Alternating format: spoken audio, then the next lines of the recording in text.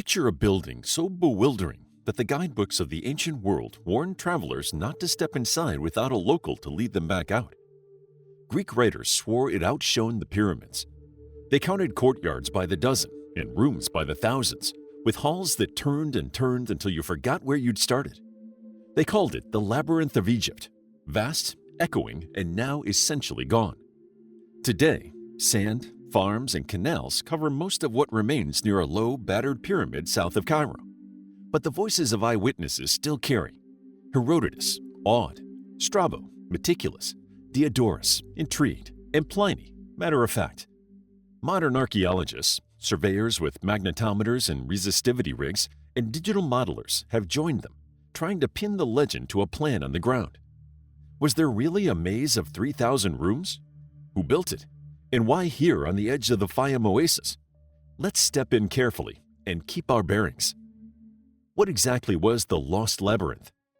Start with Herodotus, an ancient Greek writer, geographer, and ethnographer, often called the father of history. In the 5th century BCE, he toured Egypt, reached the edge of the Fayum near the Great Lake Moeris, and wrote of a wonder, a labyrinth with 12 roofed courts and 3,000 chambers, half above ground, half below. He says he was escorted through the upper rooms but barred from the subterranean ones, which priests claimed contained royal and sacred tombs. Herodotus left convinced the complex surpassed the pyramids in grandeur. Stone roofs of single blocks, halls that pivoted into further halls, a building designed to humble the eye and scramble the sense of direction.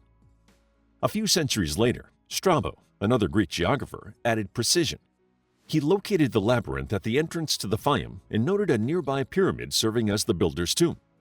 Crucially, he said the courts corresponded to Egypt's nomes, provinces, a clue that the place was not a maze for amusement but an administrative ritual engine where the geography of the state was staged in stone. Diodorus Siculus, another ancient Greek historian, repeats the story, attributing it, wrongly but revealingly, to a King Mendes, and stresses the ingenious confusion. Once inside, you needed a guide to get out. Pliny, a 1st century Roman lawyer and writer, later mentions it matter-of-factly. Across these writers, the portrait is consistent: an immense court-filled complex by Lake Moeris, paired with a royal pyramid famous for scale and intricacy. On a modern map, that picture fits Hawara, about 90 kilometers south of Cairo. There stands the Middle Kingdom pyramid of Amenemhat III, and just south of it lies the scraped foundations of a colossal temple enclosure. Walls long quarried away, floors robbed, the ground crisscrossed by ancient cuts and later canals. The setting matches the texts: lake edge, gateway to the Fayum, pyramid close by. Most Egyptologists identify these ruins as the building that Greek and Roman visitors admired and called the Labyrinth. What did visitors actually see? Likely a grand mortuary temple fronting Amenemhat III's temple, a procession of columned courts, galleries, and chambers where cult, storage, record-keeping, and festival choreography all meshed. Herodotus's headline figure of 3,000 rooms reads as awe rather than a measured inventory. But the essential impression holds: stone-roofed spaces multiplied into a city of rooms. Strabo's alignment with the nomes makes sense for ceremonies, petitions, and offerings. Each province could be received in its own court during major rites. Why then does the labyrinth feel lost? Because the superstructure is almost entirely gone. Stone robbing began in antiquity and never stopped. Later, irrigation gnawed at edges. Salt and rising water blurred what remained. Today, the area resembles a jigsaw puzzle, with most of its pieces missing. Yet the voices of witnesses, the surviving foundation lines, and the adjacent pyramid anchor the story. Even stripped to its bones, the site tells of a building designed to impress, guide, and overwhelm. A ritual administrative palace whose plan once swallowed footsteps and attention alike. In short, the Lost Labyrinth is best understood as the vast mortuary temple of Amenemhat III at Hawara. Monumental, multi-purposed, and famous in antiquity for the very qualities its ruins still suggest: scale, complexity, and the disorienting pleasure of being led from chamber to chamber under stone. How did it come about, and who built it? Meet Amenemhat III of the 12th dynasty, one of the Middle Kingdom's most capable builders and managers. His reign focused on the Fayum, the Great Depression west of the Nile. Through canals, regulators, and estate organization, works developed across generations but vigorously pursued under his rule Vast tracts of land were reclaimed around Lake Morris. Modern estimates put the expansion at roughly 153,600 acres, 62,200 hectares, brought under cultivation, turning the region into a staple-producing powerhouse. A project of that scope required central coordination, storage, tallies, and ritual legitimation, precisely the ecosystem a huge mortuary temple could embody. Amenemhat III built two pyramids, one at Dashur, then a later tomb at Hawara. South of the Hawara pyramid sat his mortuary temple, widely accepted as the Labyrinth described by Herodotus and Strabo. It was the king's ritual and bureaucratic hub. Priests cycling offerings, stewards logging produce from endowed states, scribes compiling accounts, and processions performing state theater before a watching public. Herodotus' claim that the underground portions were forbidden fits Egyptian taboos. Certain spaces linked to burials and mysteries were restricted. How big was the complex? Because the upper masonry is gone, figures are reconstructed from foundations and early surveys, but a commonly cited outline gives an enclosure on the order of 1,264 feet by 518 feet, and a built floor area around 300,000 square feet, several modern football fields in footprint. Even if precise numbers are debated, everyone agrees this was an architectural behemoth. Strabo's remark that the courts matched the gnomes provides a window into function. Imagine festivals where delegations from each province assembled in their court. Imagine tax deliveries and legal petitions staged along an axial route. Imagine priests shuttling between shrines while clerks tallied grain, oil, linen, and livestock earmarked for the king's cult. The building's notorious confusion becomes a designed circulation system. Long halls channeling movement, side rooms absorbing service tasks, and courtyards organizing people by rank and geography. The labyrinth also broadcast Amenemhat's message on the landscape. At Biamu, near the lake, two colossal seated statues of the king once rose from a platform, ruined now but recorded by early travelers and by Flinders Petrie. They were like stone billboards for the Fayum Project, royal order mastering water. The mortuary temple at Hawara echoed the same theme in architecture: order, abundance, and reach. Think of the labyrinth then not as a riddle box, but as the monumental front office of a state religion and economy, paired with a royal tomb and planted at the seam where reclaimed fields met desert. Its size mirrored the scale of Amenemhat's ambitions. Its plan mirrored the administrative map of Egypt. Its restricted depths underlined the mystery and sanctity that tied governance to the gods. Built for durability, it impressed ancient travelers so powerfully that, even quarried to its foundations, it still speaks through their words. The hunt, the theories, and the arguments. Ruin forces interpretation. Modern debates turn on three questions. What precisely did ancient writers see? What was the builder's plan? And how much survives below ground? Flinders Petrie made the first big stride. Excavating Hawara in 1888 to 1889, with follow-ups, he mapped stretches of the mortuary temple's foundations, court outlines, column bases, wall lines, in a northern zone he thought held a suite of shrines. Petrie's plates in Hawara, Biamu, and Arsino don't verify every superlative, but they replace legend with measurements. They also reveal why the labyrinth seems lost. The site had been thoroughly quarried, leaving trench shadows where walls once stood and thin pavements where halls used to run. Because the superstructure is gone, reconstructions differ. What hardly anyone disputes is scale. The complex was enormous. As for Herodotus' 3,000 rooms, most scholars read it as exuberant shorthand for a bewildering number of spaces, not a strict count. But his astonishment, stone roofs, endless passages, forbidden depths, sounds like reportage from someone who got at least part of the tour. New tools have added clues where spades can't go. In 2010, an Egyptian-Portuguese team ran very low-frequency electromagnetics and resistivity across parts of the temple on a 2-meter grid. Their data showed linear and rectilinear anomalies consistent with buried walls and rooms, suggesting significant architecture survives beneath shallow cover. The same study noted a stark fact: no official excavations have been conducted in the labyrinth complex since 1911.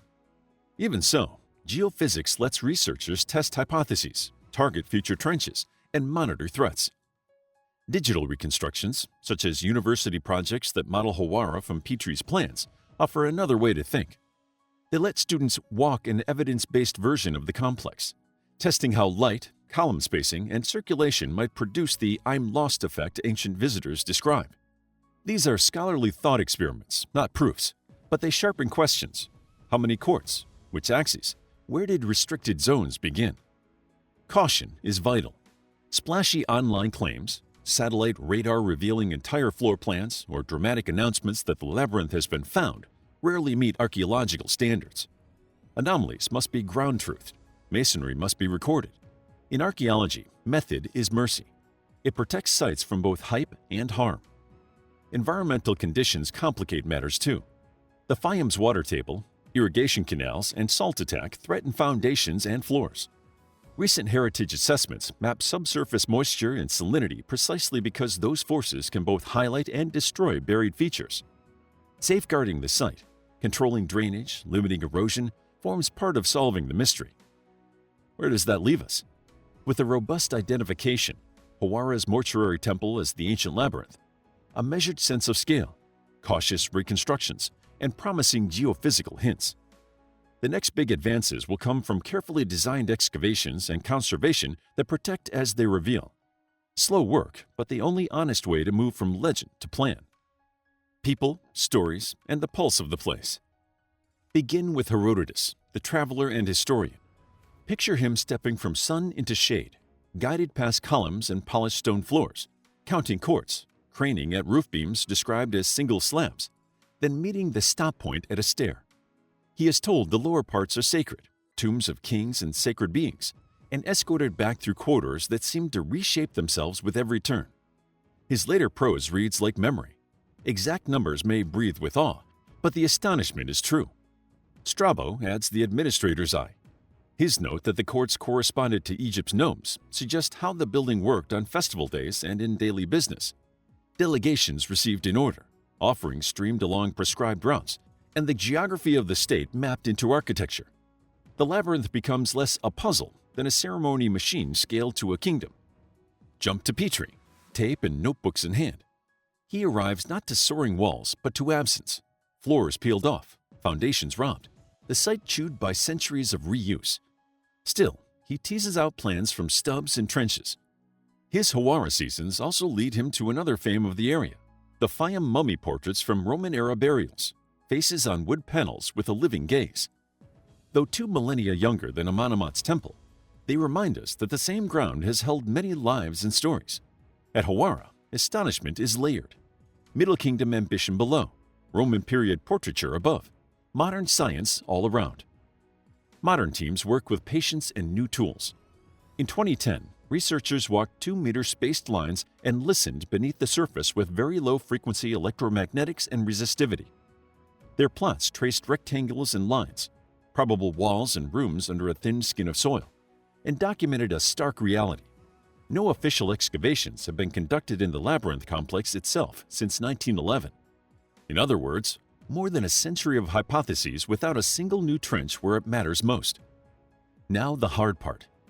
Egypt's Supreme Council of Antiquities tightly manages excavation permits and requires foreign missions to work under Egyptian oversight.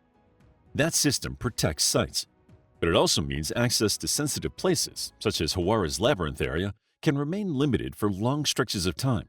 So research relies on non-invasive surveys, not excavation. Combined with a century-long pause at this specific complex, the risk is obvious. Deterioration may outpace investigation. Environmental pressure raises the stakes. Studies at Hawara show groundwater and salinity attacking foundations. Even the pyramid's entrance has been reported to be flooded to about 18 feet below ground. Recent prospection work maps fluctuating water tables around the pyramid and the temple zone south of it, precisely where the labyrinth foundations lie, because rising moisture and salts can destabilize stone and mudbrick alike. These are not abstract threats. They are measurable forces eating away at what remains. Set this against Amenemhat's larger legacy. Outside the courts and halls, his Fayum project reclaimed 153,600 acres of farmland, a transformation that fed people and funded temples, scribes, and stone. The labyrinth is the architectural shadow of that economic feat, a place where offerings and accounts flowed because fields did. Consider, too, the toppled colossi of Biamu, once gazing over managed waters. Early travelers sketched their remains, Petrie measured their bases. They declared a mindset. Control the lake, anchor a pyramid, build a temple that organizes Egypt's provinces, and make it all visible. Later quarrying doesn't erase the message. It proves the building stayed useful to living communities for centuries. So the pulse of the place comes from people across time. A king who reorganized land and ritual, travelers who walked the courts in wonder, a Victorian measurer charting ghosts of walls, and present-day teams who, for now, must read the ground by listening to it. With excavation at the Labyrinth proper still officially paused and environmental hazards pressing in, the work ahead is twofold. Protect what survives, and, when conditions and permissions allow, open carefully chosen windows into the plan before more of it slips away. Conclusion. So, did Herodotus tell the truth? In the essential sense, yes. There was a vast, many-corded complex beside a royal pyramid at the mouth of the Fayum, and ancient visitors found it overwhelming.